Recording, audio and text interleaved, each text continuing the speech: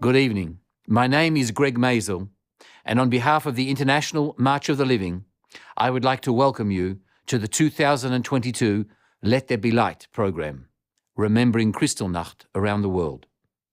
Let There Be Light is a global educational initiative launched by the International March of the Living 3 years ago on the 82nd anniversary of Kristallnacht to combat the rising tide of intolerance and anti-Semitism around the world. Kristallnacht, the night of broken glass, saw the destruction of thousands of synagogues and Jewish institutions all across Germany and Austria 84 years ago. But the world has still not learnt the lessons of the past. Attacks on houses of worship of all faiths continuously occur, time and time again. Our global campaign of unity, Let There Be Light, encouraged individuals and communities across the globe to unite in solidarity against anti-Semitism, racism, hatred and intolerance by keeping the lights on in houses of worship, in public institutions and in private homes around the world on the night of November the 9th.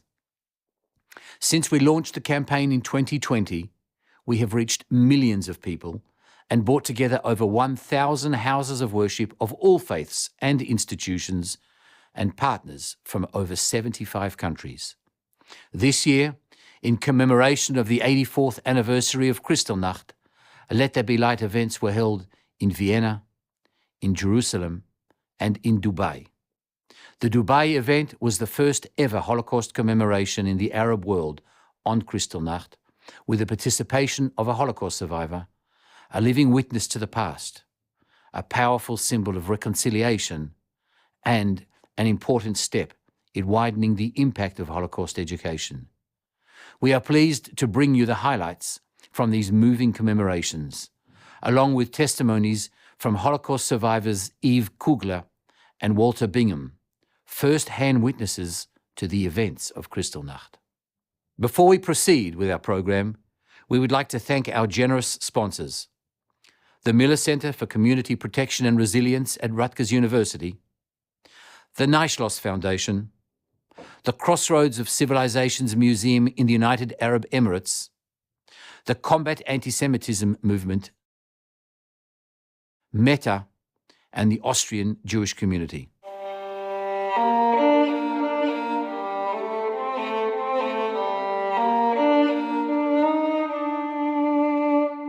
As we move into the future, fewer and fewer Holocaust survivors, the first-hand witnesses to the greatest crime in human history, will be able to tell their story.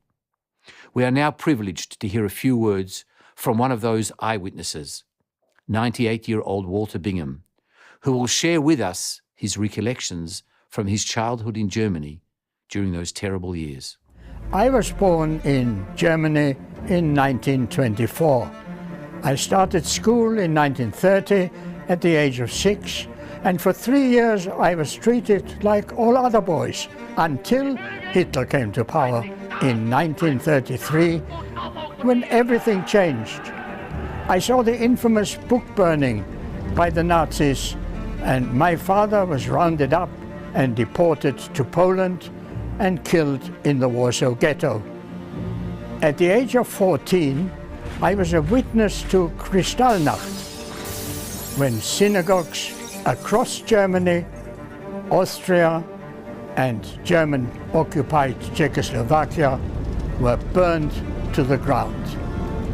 I saw the build-up of senseless hatred that led to the worst crime in human history, the Holocaust.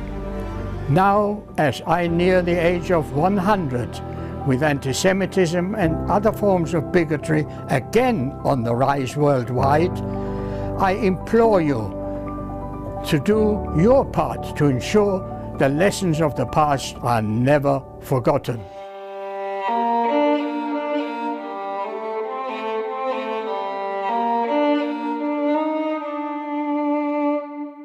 Thank you, Walter. We will now take you to the capital of Israel, Jerusalem, for a Kristallnacht ceremony that was held adjacent to walls of the Old City, where messages of peace and hope from Israeli President Isaac Herzog and Israeli Prime Minister Yair Lapid were projected on the walls. 2 Holocaust survivors, veteran journalist Walter Bingham and David Chikovitz, both witnesses to the event on Kristallnacht, were honoured at the event. Included in the audience were over 60 young high school students who recently made Aliyah from Russia and the Ukraine, fleeing from that war-torn region. ריבונו של עולם אם נדבר גלויות לפעמים אין לי כוח בעולמך להיות אנא מפניך אסתתר מה איתן מה אצטדק מה אדבר חנון ורחום אין לפניך גלות כאן יהודי שהלכות השערה ותלוי נלחם בעצבות בייאוש המכרסם כתולד השמחה נסתלקה ממני וגם הדם קולות מהעבר לא חשים לי לעצור אבל אני מוסיף בחושך לחתור ושואל ומבקש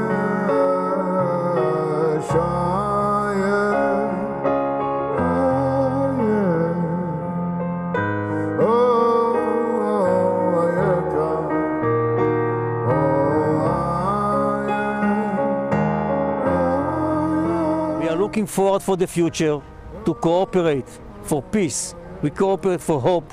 No more anti-Semitism and no more hatred and no more racism in the world. And today we came to remember the past. We came to learn, we came to teach, we came to deliver the message. Let there be light. Here from Jerusalem, together with Vienna and Dubai, we should deliver this important message. ולא יישא גוי גוי חרב. Thank you very much.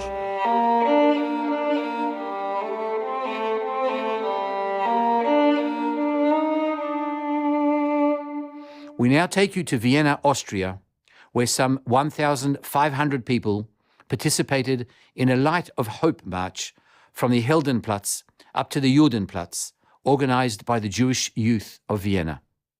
The march included some 350 March of the Living Austrian student alumni, a delegation of March of the Living Hungary, and Holocaust survivors Helga Feldner-Butzlin and Rosa Landler. The main ceremony at the Judenplatz featured remarks from Oscar Deutsch, the president of the Jewish community of Vienna, Mordechai Rotgold, Israeli ambassador to Austria, and Michel Gourari, the director of the European March of the Living. So for me, it's a personal legacy. My grandfather, Michel Gourari, was caught in the Kaiserwald concentration camp when he managed to flee out from Vienna to Riga. And then, unfortunately, on the 22nd of April 1945, he was shot dead on his second death march. And for me, to be active in the March of the Living, it's to bear the legacy of my grandfather and so many other Jews who were assassinated during the Shoah. It's amazing that so many people are coming today, even in this cold weather. It's amazing that so many people are showing up and being allies. And I hope that those people that are here and those people that could not be here support us also for the rest of the year and for the rest of the next generations to come, and not just today. So we must remember, so we shape a better future for our children.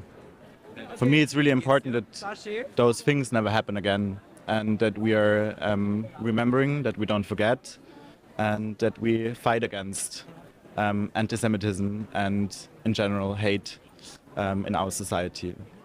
Unfortunately, anti-Semitism is growing in Europe. Anti-Semitism is growing in North America, everywhere. And we have to remember and to show what happened during the Shoah in order to fight anti-Semitism, to fight the growing anti-Semitism. The Jewish community, along with other groups and organizations, are marching along the streets of Vienna, and we are setting a sign. We are commemorating the November night of 1938. Where today in Vienna, in Austria, you see so many people gathering together Jews and non-Jews, people from the civil society, but also political leaders. And we also, as representative of the State of Israel, I'm the ambassador of Israel, and I'm going to make a speech on the Judenplatz, on the place where the Jewish quarter was in the Middle Ages, to send the message that this shouldn't happen again.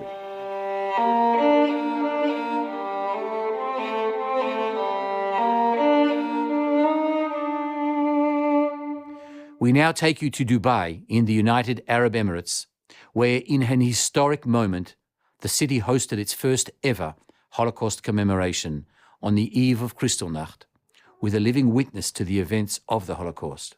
Please turn your attention to a few selected highlights from this history-making event.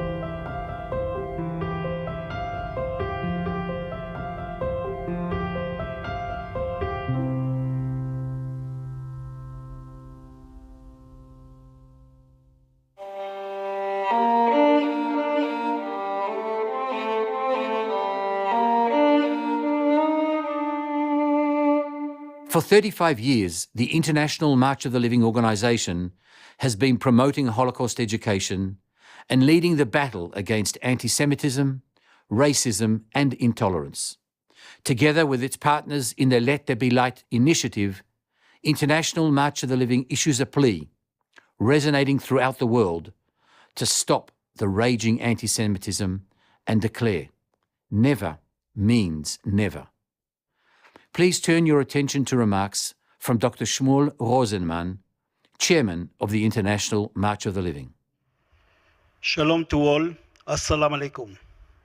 Dear friends, tonight we remember the time when darkness overcame the light, when the only light was the flames of hatred which engulfed the synagogues, Jewish homes, schools and businesses. A night when the glasses were shattered and the world torn apart. A night when innocents were chased and murdered. A night when evil rejoiced.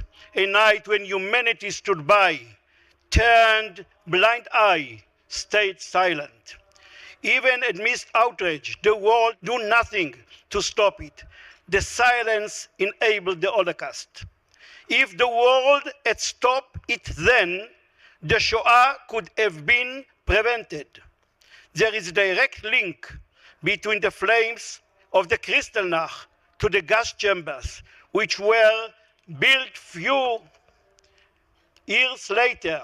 In 1938, the crematoria were not yet constructed, but the Kristallnacht, their ovens were lit.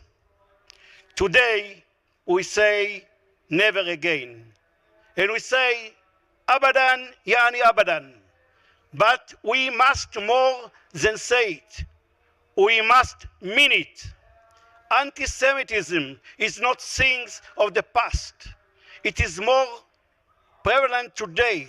Indeed, so many today fail to even recognize anti-Semitism as racism. Speak up against ignorance and hatred against the Jews and against any human being. One strong weapon in this war is education. For 3.5 decades, we have brought hundreds of thousands of young Jews and non-Jews to follow the path walked by millions of Jews across Europe who were murdered by the Nazis. We bring them to the camps, to the ghettos, to the crematoria. We show them the world that was lost in the flames. And we teach and educate about the danger of racism and hatred. In just few weeks, we'll mark Hanukkah, the festival of lights, when the Jewish people all over the world are celebrating the miracle of determination and redemption from evil and the survival of our people. We celebrate the lighting of the Hanukkah, which commemorate the miracle and the demonstration of big faith and the great power of bringing light in the darkness. I would like to call to the stage our dear friends, the Excellency Ahmed Obeid Al-Mansouri and Eitan Ashlos, together with our President Phyllis Greenberg Eiderman and our Vice Chairman Baruch Adler, to gift our friends and partner a Hanukkah. Let there be light.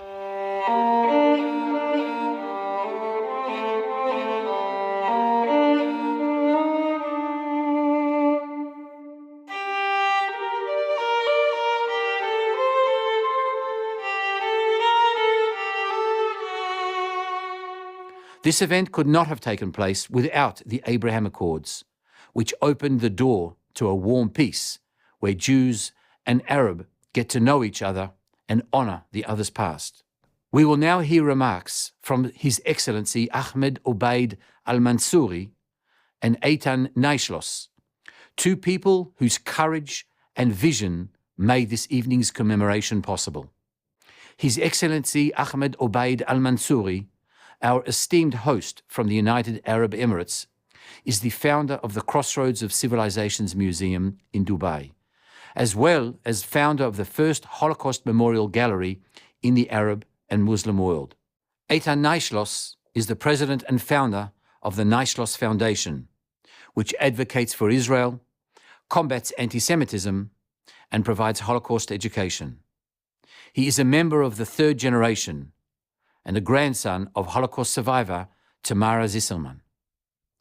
On the 2022 March of the Living in Auschwitz-Birkenau, His Excellency Ahmed Obeid Al-Mansouri and Eitan Naishlos lit a memorial torch at the closing ceremony, representing the hope of the third generation and new alliances to promote tolerance between different faiths. Anti-Semitism, racism and xenophobia, and other types of intolerance and discrimination, including against Muslims and Christians, not only threatens the security of the individuals and communities that suffer their effects, but can also contribute to creating the toxic climate necessary for extremism, terrorism, and crimes to flourish. So, confronting intolerance and discrimination by encouraging dialogue, mutual respect, and understanding should be one of the absolute priorities of international community in its efforts to ensure peace and stability on the local and regional level. Anti-Semitism is not the problem of Jewish societies alone, nor it requires the existence of a Jewish society to spread. They exist in religious, social, and political forms and manifestation on all sides of the political spectrum.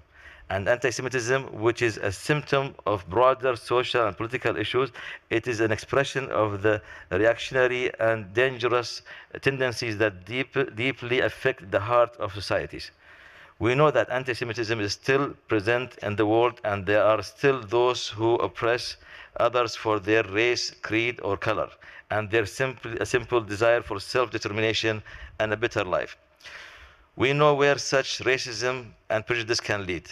Let us ever recall that remedy exists. It is our profound beliefs and our readiness to defend the immortal declaration that all men are created equally, that they are endowed by their creators with certain alienable rights, that among these are life, liberty, and the pursuit of happiness. If we hold fast to these truths, we will find the inspiration and the power to prevent inhumanity on the face of the earth. As with all forms of discrimination and intolerance, anti-Semitism must be countered through education within the framework of human rights and global citizenship. This is an immediate security imperative and a long-term educational commitment. One day the world will be at peace. One day we hope Jews won't be remembered as victims. One day we know that we'll be remembered as heroes. That day is today. Thank you very much. We are here to remember.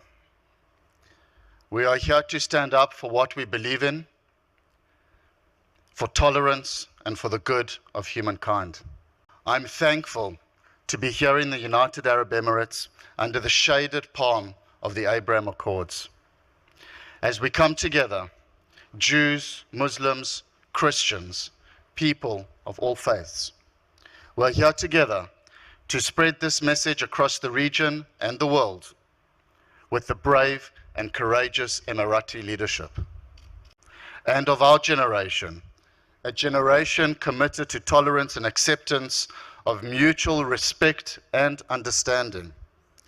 A generation who can bring much light to the world, just as we did, my honorable friend, when we stood together at the gates of hell at Auschwitz concentration camp and lit the torch of remembrance side by side, making history together. My grandmother of blessed memory, Tamara Zisserman, endured the evil of the Holocaust. As a young girl in Belarus, the Jews of her town were rounded up and murdered in the surrounding woods. She was hidden by a Christian family, the Chodaseviches. At times, she had to hide in the chimney breast, so scared she couldn't speak, so scared that she couldn't breathe. Her fears were realized. She was found by the Nazis. She was sent to a labor camp, and the Chodaseviches were taken to the very spot where the rest of my grandmother's family and the Jewish community were murdered. And together with their baby in their arms, were also murdered by the Nazis in cold blood. This became known to me after my grandmother's passing, when I came across a shoebox containing her testimony and story of survival. A story which I knew so little about growing up.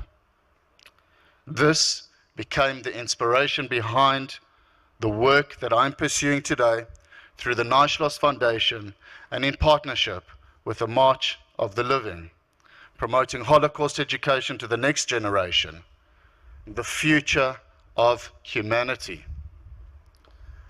My grandmother's story is one of the many in the endless testimonies of the Holocaust, some of which were never able to be told, some of which were never shared. Yet, even as the testimonies fade, sadly, the hatred has not faded. Anti-Semitism and discrimination in all its forms have not faded. It is as bold and brazen and hate-filled as ever. So, on this night, on Kristallnacht, the night of the November pogrom, we bring voices like Eve's to new audiences. On this night, we work together. Jews, Muslims, and Christians. We send a message to the world that we will remember. We will teach the lessons of the past. Never again means never again. So let there be light. Thank you.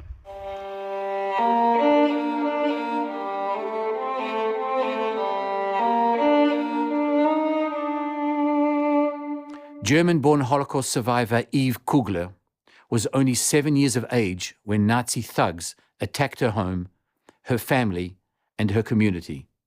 But she clearly remembers every detail, which she shared with young Muslim and Jewish students during her visit to Dubai. We too are now privileged to hear her remarks. I am one of the very few fortunate Jewish people who survived the Holocaust. So today I am able to tell you my personal experience of living through the Kristallnacht, as well as living under Hitler for 5 years before, and how against the odds I and my entire family subsequently survived.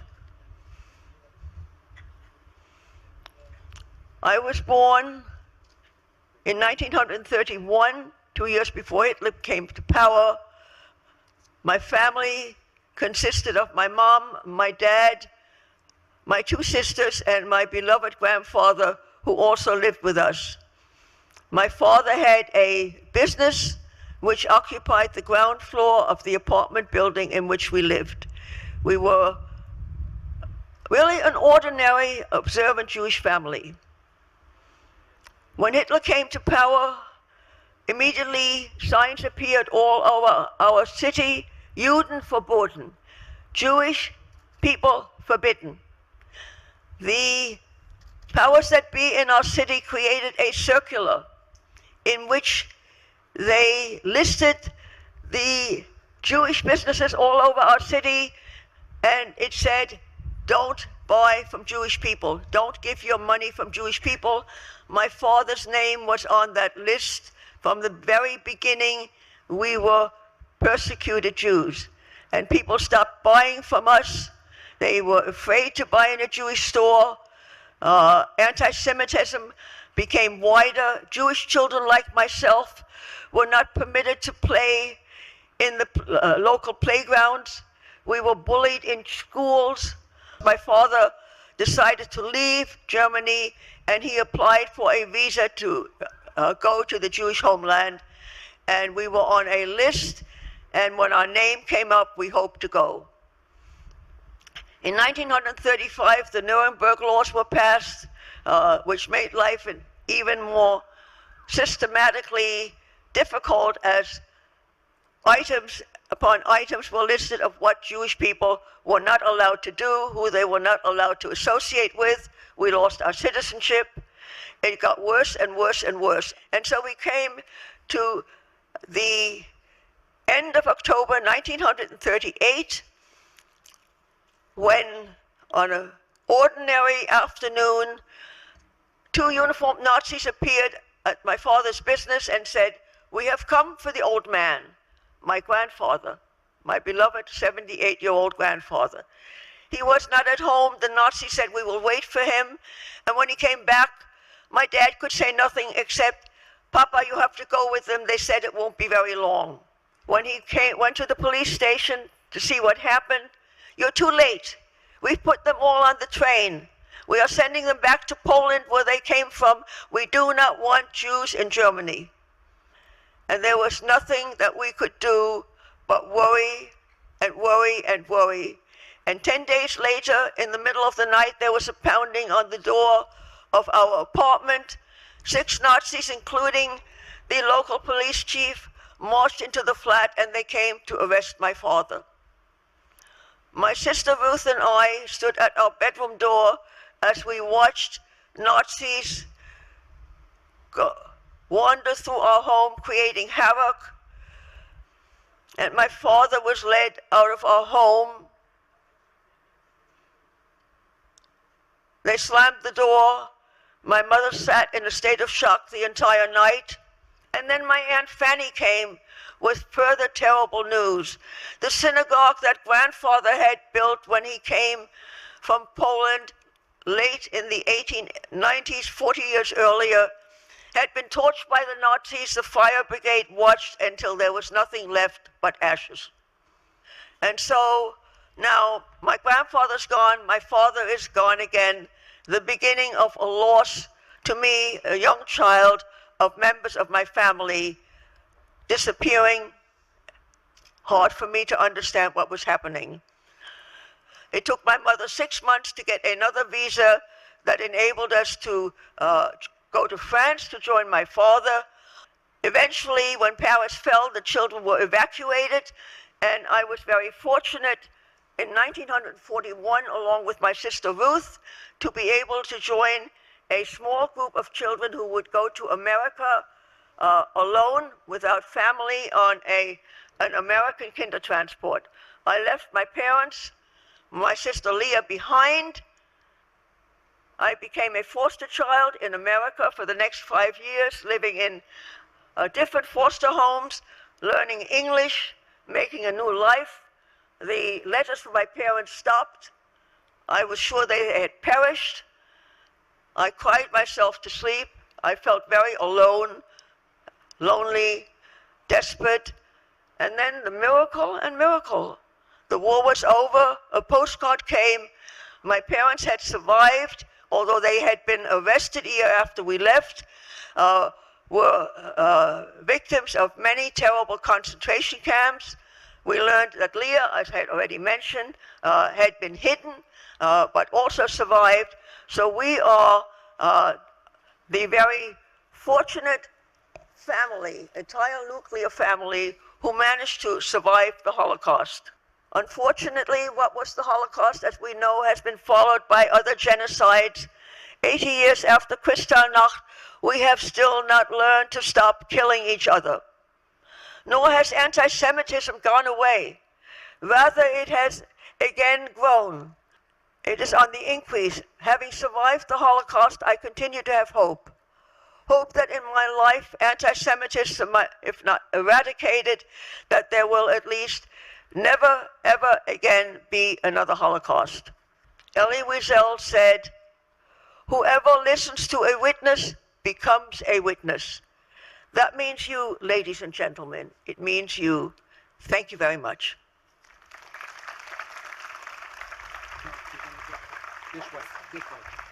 So this is the trophy of the museum. This trophy, why it's our trophy? Because this is the only prayer bowl that we have found in the region, 2 hours from here, when the Jewish community were here, that has the Aramaic and the Hebrew and the Arabic language in the one bowl. It was the prayer bowl. It is the same prayer we pray it right now. And from the authorities, from the Islamic affairs, when they saw this bowl, they were so excited because they heard about this prayer and how the rabbis at the time of Prophet Muhammad, peace be upon him, used to pray for the Muslim to heal them, and also the Muslims used to pray for the Jews at that time. So we made this the trophy of the museum because this is the real glue of the true culture, the true success, of our civilization. We were together side by side. So we're going to present this award to our honorable guest, Eve Kugler.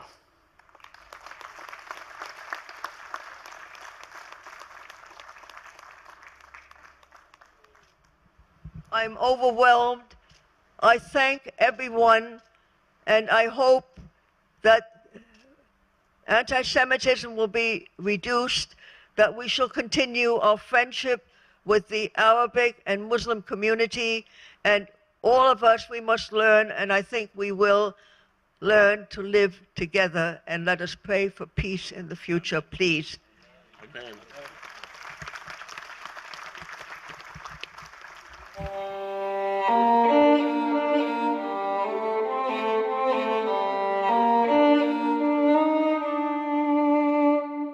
Paul Goldenberg is the senior representative of one of our sponsors, the Miller Center for Community Protection and Resilience at Rutgers University, and a former member of the US Government Homeland Security Advisory Council. He will share with us his thoughts on the very concerning rise in hatred and anti-Semitism that we are seeing in the United States and in Europe. It is a tremendous honor for me to be here, seriously. I just want to share a quick story with you. It was about 3 o'clock in the morning. I received a phone call from a detective in one of our urban cities. He said, "Chief, you got to come down here. We had a major vandalism at the cemetery." I said to him, "You're literally calling me at 3 o'clock in the morning to tell me to come out to a vandalism at 3 o'clock in the morning. Can't you send someone else to handle this?" He said, "I think you're going to want to see this. It's a cemetery that happens to be Jewish. And there are swastikas, kill Jews, 6 million more, scrawled across the tombstones. We went through the names of folks who were buried, the deceased in this synagogue. He said Barney Goldenberg's name came up. Barney Goldenberg was my father. That changed things very quickly for me. I never felt that way in my life. The feelings, I can't begin to tell you. I became that victim, that person. I understood for the first time in my life, who would do this? Who would do this? Years later, standing with John Farmer and others, where I traveled across Europe working in basically Jewish communities from Paris to Croatia to Sweden, I couldn't fathom that to enter a synagogue in Paris, France, that I had to go through 3 checkpoints, an armored personnel carrier, barbed wire. How did we get to this place? And I also said to myself, this will never happen in the United States. The worst we have right now is graffiti, we've had vandalism, we have had assaults. And lo and behold, flash to bang in a moment's notice.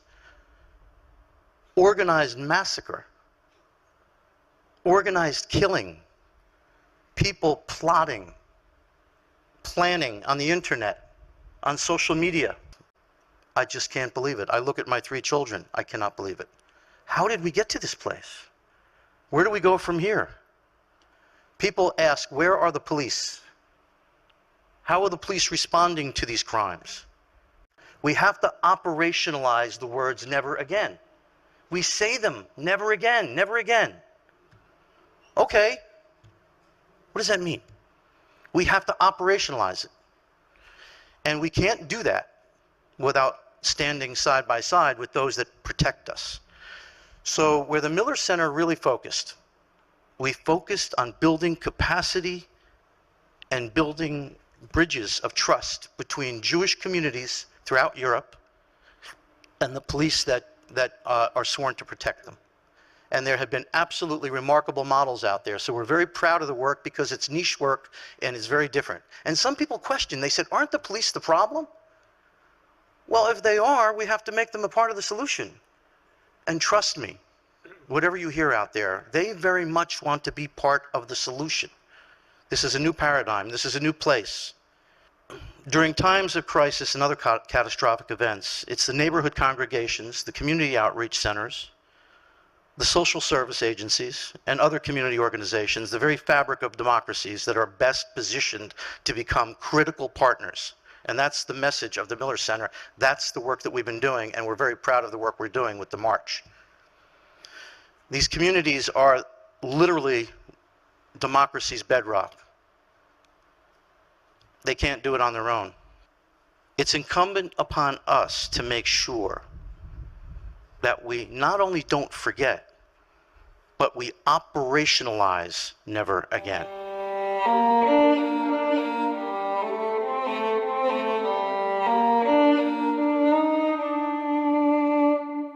Please join us for a conversation on the topic, how to build a safer and more inclusive society, between Police Commissioner Karl Heeren, Chief of External and International Relations for Antwerp, Belgium, Mr. Scott Saunders, President of the United Kingdom March of the Living, Rabbi Eli Abadi, Senior Rabbi of the Jewish Council of United Arab Emirates and Chief Rabbi of the Association of Gulf Jewish Communities, and Rabbi Levi Duchman, Rabbi to the UAE.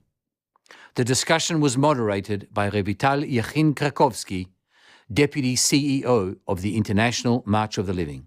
I think, first of all, the Holocaust is known as a Jewish story, but it's really not just a Jewish story. It's a universal story. It's a story that all faiths, all peoples, from wherever they are in the world, can learn so much about what happens when hatred takes its course.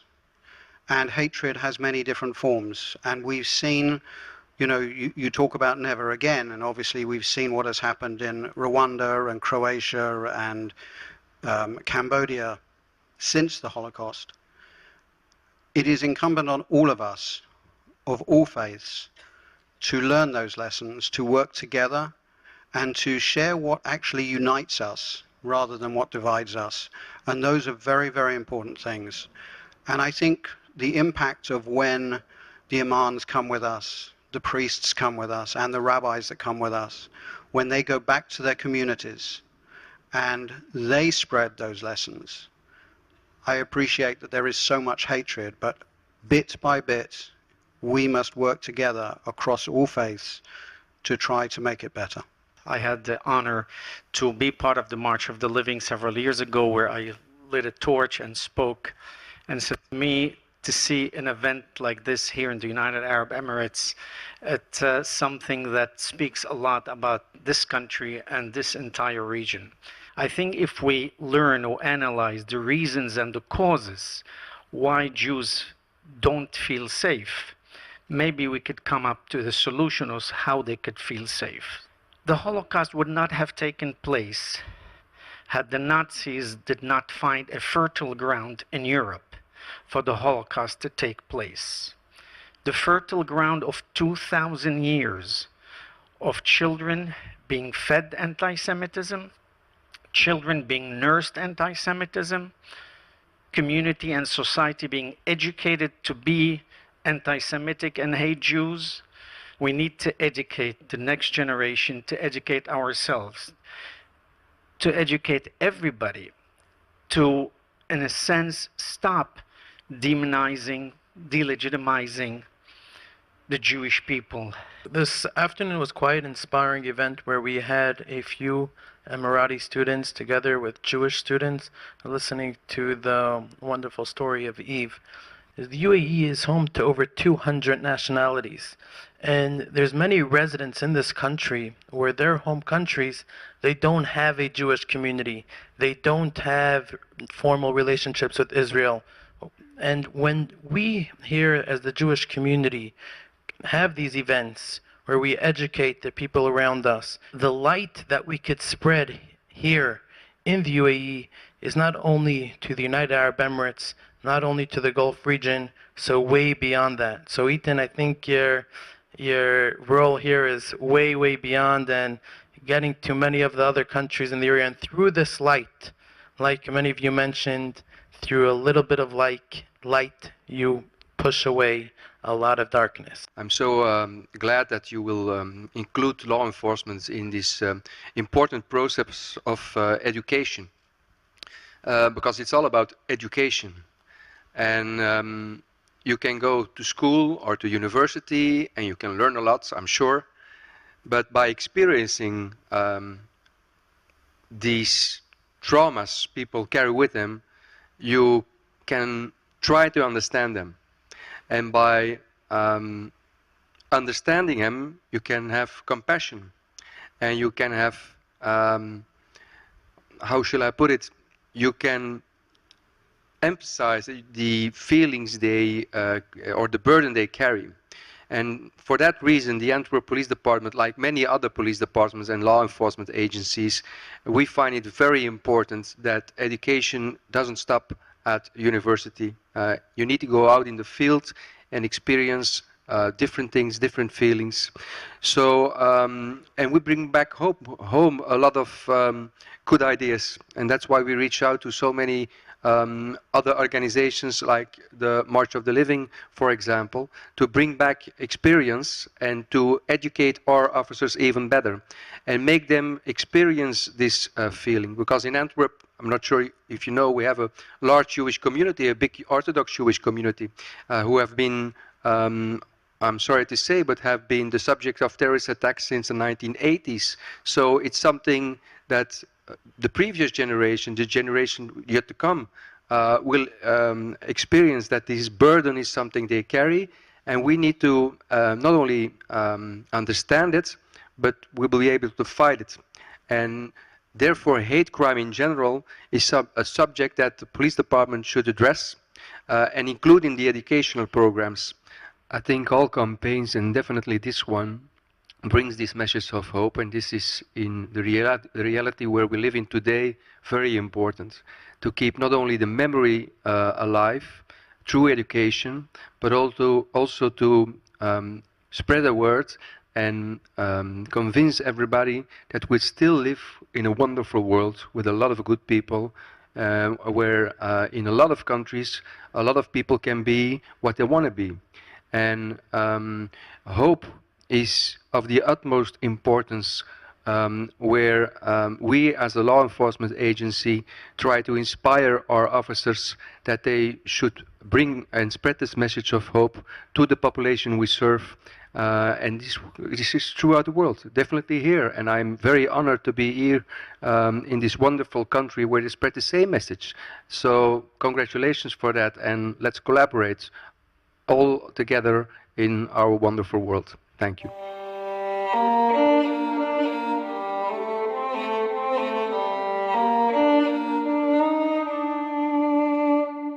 Please welcome Mr. Ross Creel, Jewish representative to the Emirate of Dubai, for his concluding remarks on the topic of Holocaust commemoration in the UAE, significance for the Abraham Accords. The Abraham Accords was an expression of diplomatic genius. Among many things that were brilliant about the Abraham Accords is the name itself, the Abraham Accords. The few diplomats and political leaders in those three administrations realized instinctively and correctly that the Abraham Accords was always going to be more than a purely diplomatic treaty between Israel and the UAE facilitated by the USA.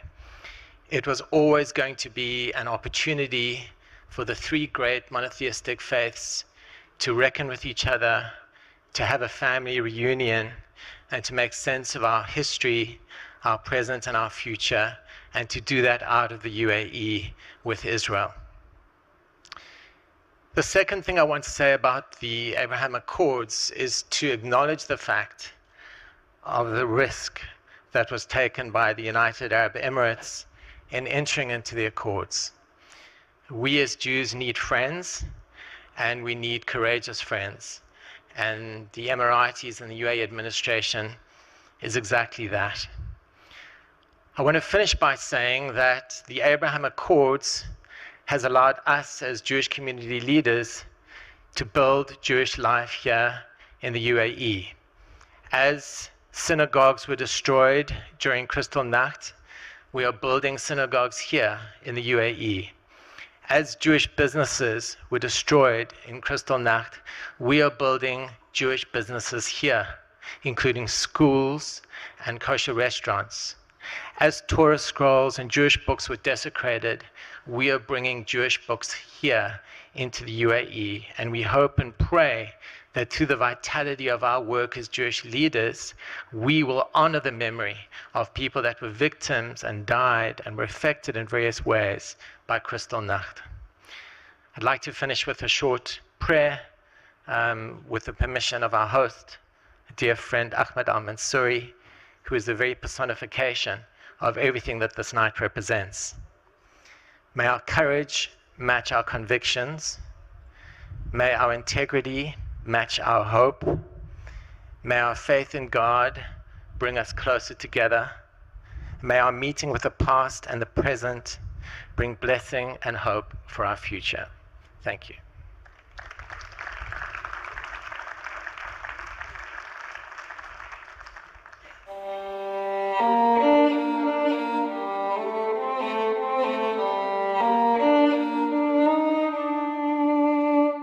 The Dubai event concluded with a moving prayer in Arabic and Hebrew.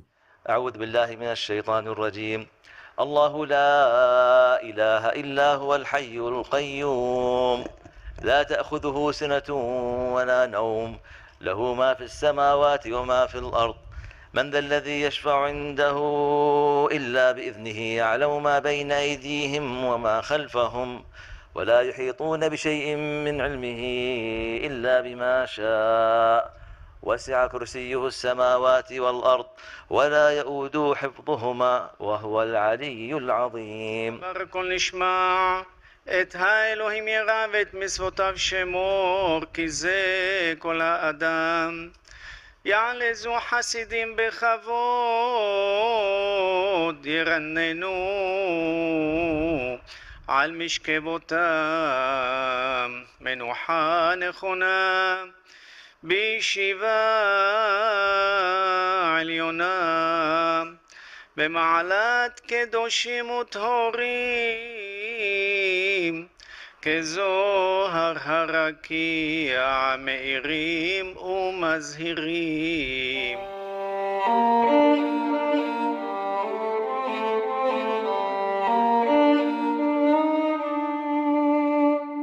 We are now pleased to present our interview with 98-year-old Holocaust survivor Walter Bingham about his recollections of Kristallnacht and his reflections on that fateful era.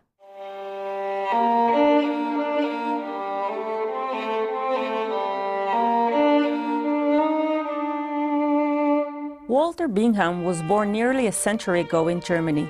He saw with his own eyes the buildup of hatred that led to the Holocaust, the worst crime in human history. Walter witnessed the book burning of 1933 and Kristallnacht in 1938, leaving Germany to the United Kingdom on the Kindertransport a few months later. Then he joined the British Army and fought the Germans. Today, we're honored to have the opportunity to listen to Walter's amazing life story at the age of 98. Hello, Walter. Hello and shalom. Great to have you with us. Please tell me a little bit about your life before the war. Well, 98, I was born in the beginning of January 1924 in a place called Karlsruhe, which is in southwest Germany. It was just a normal life in those days. It was the Weimar Republic in Germany. And then at the age of 6, I start going to school. And we didn't have a Jewish school. It was a ordinary basic school. And everything was wonderful at school. I was one of the boys and until Hitler came to power. And then the trouble started. And it wasn't very nice because I was the only boy in class usually. Sometimes there were two of us because there were not all that many Jews in the town. And if you know anything about bullying, they talk today, forget it, because what we Jewish boys had to suffer was far worse. Anyway, that was my school. That was the early school years. Did you experience anti-Semitism in the streets, in the public sphere? When it progressed and Jews were no longer allowed to go to a cinema, to a theater, to a restaurant, everywhere were signs, Juden unerwünscht, Jews not wanted here, and it was printed in German, but in letters that resembled Hebrew print. And then, of course, you knew you couldn't go anywhere. A slow strangulation of life. I want to take you now to November 9th, 1938, the night that is called Kristallnacht or Pogromnacht. Tell me about that night. This Kristallnacht was well prepared. All the German officers had instructions what to do when they get the signal. Yeah. They were just waiting for the right time. I was in Mannheim, in that town. I lived in the Jewish orphanage because that was the only place which was kosher. Mm-hmm. And I walked from the orphanage to the synagogue, and the school rooms were for this 9th school year were behind the synagogue.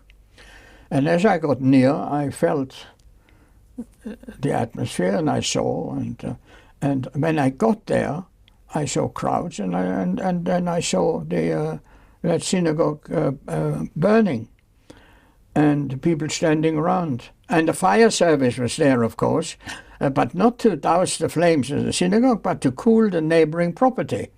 property that was so it shouldn't catch fire, German property. You can't 1,400 synagogues were burned that night. Stores have been vandalized and Jews were arrested and killed that night. 30,000 Jewish men were taken to concentration camps. And of course, all the synagogues in Germany, Austria, and the by then occupied part of Czechoslovakia, Sudetenland, were burned down. You were one of the 10,000 Jewish children who were able to leave Germany after Kristallnacht on the Kindertransport. How did it feel to leave home? That was a traumatic time. So my mother took me to the train. Your mother, I take it. Imagine, I mean, heroes. Imagine you take your only child to a train to send him far away, couldn't speak much the language. Now there were children of 4 who didn't know what was happening to them. Mummy, Mummy, I love you. They thought they're being punished. They're in the train and the mummy's outside. It's very, very traumatic. I suppose they gave us chocolates and sandwiches or something to.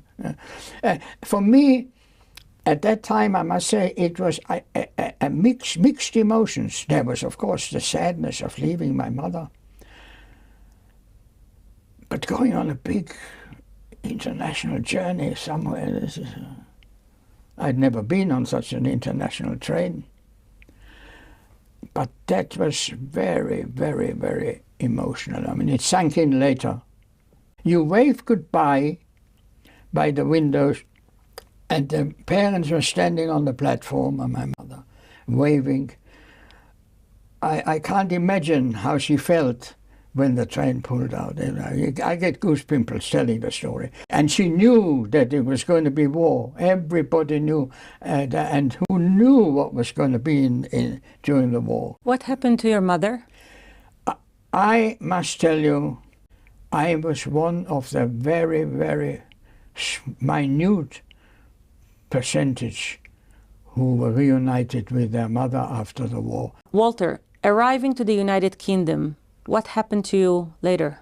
I went to London and I went to work as a driver. Then I got a letter from the Polish government. Come and to the office, you have to go in the army, the Polish army. Well, I went there and I said, look, I'm not going into your army. First of all, I can't speak Polish. Secondly, I've never been to Poland. Thirdly, when the sergeant says turn left, I'll probably turn right. And I said, I'm not going. I said, okay, we'll see what we can do. And they then released me and said, oh, I'll go into the British Army. And the invasion started. And I went with a unit driving an ambulance, landed in the water.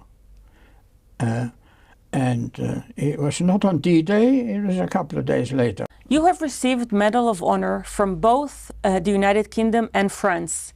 You brought them today with you. I have to show you here, yeah. So these are the medals. The first one is the military medal, the one for which I was given, and on the back it says for bravery in the field. That's important, that's why it's in the front. Then there's a France and Germany star, these are campaign ribbons. And the last one, it should be in the front, but because it's foreign, it's in the back, is the Légion d'honneur, which is the highest honor that the French can give you. The French can give to military or civilians any time. And they gave that to me, and I can tell you the story how that happened. Can I take a look? Those are the medals, yeah. Thank you. If someone had told you that one day you will be interrogating the Nazi foreign minister Ribbentrop, what would your reaction have been? Well, I wouldn't have thought of it, But this man, Joachim von Ribbentrop, who used to be the German ambassador to the Court of St. James's, that is to the United Kingdom, he then, as the war broke out, went back to Germany and he became foreign minister. And the foreign minister of Germany was obviously in charge of everything that was happened in the occupied territories, including that the Einsatzgruppen, the groups who did all the terrible things about rounding up Jews, etc., that they all did their job. So he knew what was going on. We looked up for Nazis after the war, and he was caught in Hamburg. They knew, my colleagues knew I was Jewish, and they thought I'll obviously be interested in him. And they brought him into my office, a very small office, you can imagine, and I was only this Nazi foreign minister and I. And they knew I wanted to know about the final solution. That was the only term at the time. And I began to ask him, so tell me, Herr Ribbentrop, what can you tell me about the final solution? We spoke in German and he spoke in English. I can't recall which language we used. He spoke very good English. And he looked me in the eye, and in that tone he said, I didn't know anything about that. It was the Führer, which is Hitler, ja, mach schon mal. And at that point I knew he's lying. I could have choked him. But as I was factually a British intelligence officer, and as such I had to be British, stiff upper lip. And all I could do was look at him and ask questions. And I said to him, I see, but I guess you now heard about it. How did you find out? And he said he read it in the newspaper.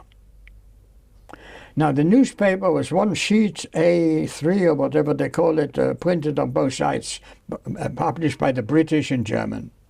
And that is the Hamburger Nachrichtenblatt. And that is where he said he heard about the Holocaust. Are you concerned for the future of Holocaust memory as we see Holocaust denial and distortion on the rise? We are living today in times like the 1930s. I really believe that. The only difference is that it cannot come to a final solution because we have the State of Israel. But everything else, the signs are exactly as they were, slowly, Jews being attacked in the streets, their shops being marked with the Magen David, Star of David. Everything is the same. And people are walking in the streets in different countries shouting Jew. We are absolutely today in the 1930s, and it is only because we have, thank God, this state of Israel, which is stronger than most people think, that it can never happen. The final solution can never happen. How this is going to play out, I don't know, because particularly now, when the world is in economic crisis, it's a very good opportunity to blame it on someone. It is being blamed on the Jews, but the governments are not taking this seriously enough. Do you think anti-Semitism will ever go away? Anti-Semitism is a very good answer to people's problems. Until Mashiach will come,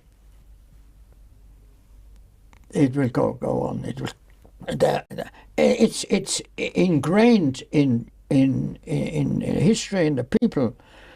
You have to blame someone, and governments don't want to blame themselves for any crisis they get into, so they blame the Jews. It's very easy, very simple. I'm proud to be a Jew. Thank you so much, Walter, for this fascinating conversation. I wish you health and that you keep smiling. Thank you. It was a great pleasure to meet you and to relate that story, because it's very important. There will soon not be anybody alive who can bear witness. It'll be read in books, and that's not quite the same.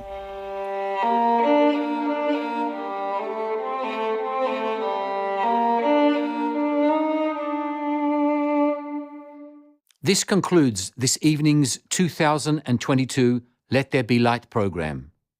Thank you again to our sponsors, the Miller Center for Community Protection and Resilience at Rutgers University, the Nijschloss Foundation, the Crossroads of Civilizations Museum in the UAE, the Combat Anti-Semitism Movement, Meta, and the Austrian Jewish community. Allow me to close with a blessing for all of us.